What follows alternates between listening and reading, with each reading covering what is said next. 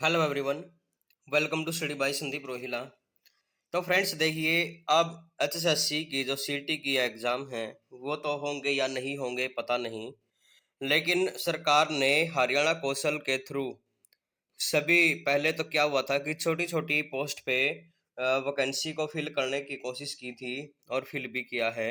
लेकिन अब हरियाणा कौशल के थ्रू जेई और एसडीओ इसके तहत लगाए जाएंगे।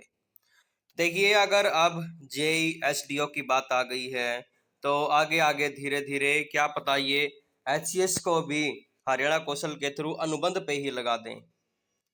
तो रणनीति इनकी यही है। एक ये मीठा जहर है जिस भी भाई की या जो भी कैंडिडेट इसमें सेलेक्ट होता है तो वो सिर्फ एक मीठा जहर है और कुछ नहीं है। 1 साल का कॉन्ट्रैक्ट दिया जाएगा। अनुबंध का मतलब ही होता है कॉन्ट्रैक्ट। तो कॉन्ट्रैक्ट पे अब इंजीनियर भी और एसडीओ गांव का विकास कार्य करवाने की कोशिश करेंगे। तो सरकार बहुत बड़ा अन्याय कर रही है कैंडिडेट के साथ। ये वैकेंसी ऐसी होनी चाहिए कि भाई डेवलपमेंट तो क्या है, आगे तक चलता रहना है तो ये कंटिन्यू वैकेंसी क्यों नहीं रिलीज करते, रेगुलर भर्ती क्यों नहीं करते। इस पे बहुत बड़ी आवाज युवाओं की उठनी चाहिए, उठ भी रही है लेकिन सरकार इस पर कोई ध्यान नहीं दे रही है। विधानसभा में बोलते हैं कि इसके ऊपर कोई बात नहीं होनी चाहिए, सीटी के एग्जाम के ऊपर कोई बात नहीं होनी चाहिए। तो ये तो सरासर सरकार की बेरुखी है कि भाई कैंडिडेट को कुछ भी मौका नहीं दे रही, विपक्ष को बोलने का मौका नहीं दे रही। तो खैर वो तो बातें होती रहेंगी। लेकिन अब देखिए, इंजीनियर और एसडीओ भी यहाँ पर एच के के तहत लगाए जाएंगे।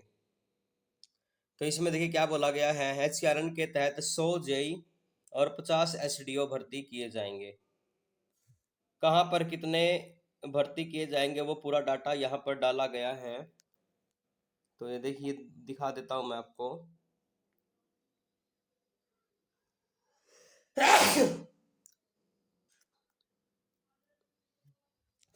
Sorry friends.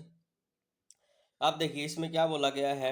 यमुनानगर में 11, अंबाला में 10, कुरुक्षेत्र में 9, महेंद्रगढ़ रेवाड़ी में 7-7, भिवानी सिरसा व XEN ऑफिस अंबाला में 5-5, करनाल हिसार जींद नूंह पलवल में 4-4, रोहतक में 3, झज्जर सोनीपत चरखी दादरी पानीपत कैथल फतेहाबाद गुड़गांव फरीदाबाद हेडक्वार्टर ऑफिस में 2-2 जेई लगाए जाएंगे। अब जेई के बाद अगर एसडीओ की बात करें तो कहाँ पर कितने एसडीओ लगाए जाएंगे उनकी बात करते हैं। तो ये बोला गया है कि यमुनानगर में 6, कुरुक्षेत्र में 5, अंबाला महेंद्रगढ़ रेवाड़ी में 4-4, भिवानी सिरसा में 3-3, सोनीपत करनाल कैथल हिसार जींद नूंह पलवल में 2-2, रोहतक झज्जर चरखी दादरी पानीपत फतेहाबाद गुड़गांव फरीदाबाद में 1-1 एसडीओ लगाए जाएंगे। तो एसडीओ की टोटल 50 वैकेंसी हैं और जूनियर इंजीनियर की 100 वैकेंसी हैं। तो अब बहुत बड़ा घोटाला भी होगा, क्योंकि ये सभी की सभी जो वैकेंसी हैं एसडीओ की जेई की, बिना पैसों के तो ये भरी नहीं जाएंगी। और बहुत बड़ा घोटाला भी सामने आया है कि 6-6 लाख 5-5 लाख का रेट सीधा सीधा चला हुआ है। तो अब गांव का डेवलपमेंट है वो एक बार नहीं होना है या फिर 1 साल के लिए नहीं होना है। तो सरकार से हमारी रिक्वेस्ट है कि HKRN को बंद करके रेगुलर वैकेंसी रिलीज की जाए। विपक्ष भी लगातार यही बातें उठा रहा है, लेकिन कैंडिडेट को एक मीठा जहर दिया जा रहा है वन टाइम के लिए, सिर्फ 1 साल के लिए। 1 साल के बाद इनको हटा दिया जाएगा और सैलरी भी क्या देंगे, 16,000 17,000, मैक्सिमम से मैक्सिमम 25,000 दे देंगे। जहाँ पर रेगुलर जेई की जो सैलरी बनती है वो 40 से 50,000 रुपये बनती है। तो सरकार बहुत ही अन्याय कर रही है कैंडिडेट की वैकेंसी के साथ, जो वैकेंसी रिलीज होनी है। और सीईटी का तो अभी कोई मामला बचा ही नहीं है कि कब एग्जाम होंगे नेक्स्ट, कब नहीं। ना अब तक कोई शेड्यूल जारी किया गया है, कि ना कोई कट ऑफ जारी की गई है कि किस कैंडिडेट का आगे जेई की वैकेंसी में या फिर स्टाफ नर्स में नाम आएगा। तो एक ये इंफॉर्मेशन थी। उसके बाद अगर इंफॉर्मेशन की बात करें तो एक ये वैकेंसी रिलीज की गई थी रेडियोग्राफर के लिए। तो इसमें ये बोला गया था कि डिप्लोमा किया हुआ था कैंडिडेट ने अदर स्टेट से, तो उनको भी एलिजिबल माने या ना माने। उसके बाद बोला गया था कि सर्टिफिकेट को डिप्लोमा के बराबर मानने का आग्रह अदालत ने खारिज कर दिया है। हाई कोर्ट के निर्देश 4 सप्ताह में विचार करें, अगर रिजल्ट रिवाइज होता है तो करें। 2019 में ये पोस्ट निकाली गई थी, लेकिन अब तक पूरी नहीं हो पाई है। हाई कोर्ट ने सुनवाई की तो आयोग ने दोबारा दस्तावेज जांचे और 410 को योग्य पाया। तो ये मतलब कि वैकेंसी ऐसी हैं जो पूरी नहीं हो रही है एचएससी के द्वारा। हाई कोर्ट ने फैसला क्या दिया है, अब इस पे बात कर लेते हैं।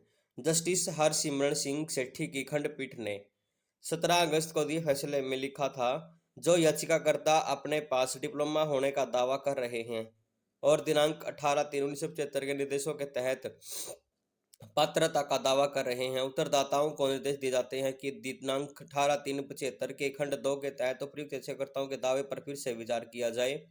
याचिकाकर्ताओं के पास डिप्लोमा की स्वीकृति पर फैसला करें। इस आदेश की प्रति प्राप्त होने के 4 सप्ताह की अवधि के भीतर उनकी पात्रता को ध्यान में रखते हुए उचित आदेश पारित किया जाए। उसके बाद अगर किसी भी याचिकाकर्ता का दावा जिसके पास डिप्लोमा है और वह 18/3/75 के निर्देशों के अंतर्गत नहीं आता है और वह खारिज होता है, तो उत्तरदाताओं द्वारा उसे 2 महीने की अवधि के भीतर उचित आदेश पारित किया जाए।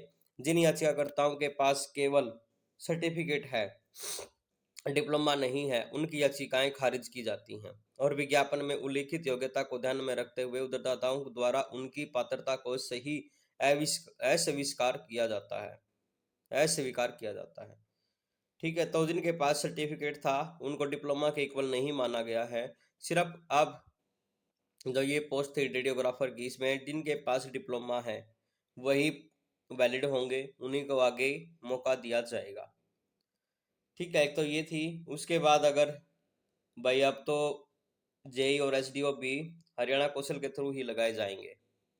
एक इस पे सोचने की बात है, सभी कैंडिडेट से भी मेरी रिक्वेस्ट है कि इस वीडियो को ज़्यादा से ज़्यादा शेयर किया जाए ताकि सरकार और एचएससी के पास हमारी रिक्वेस्ट पहुंच सके।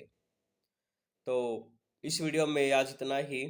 तो फ्रेंड्स, आप सभी चैनल को सब्सक्राइब करके रखिएगा एंड बेल आइकन को भी प्रेस कर लीजिएगा।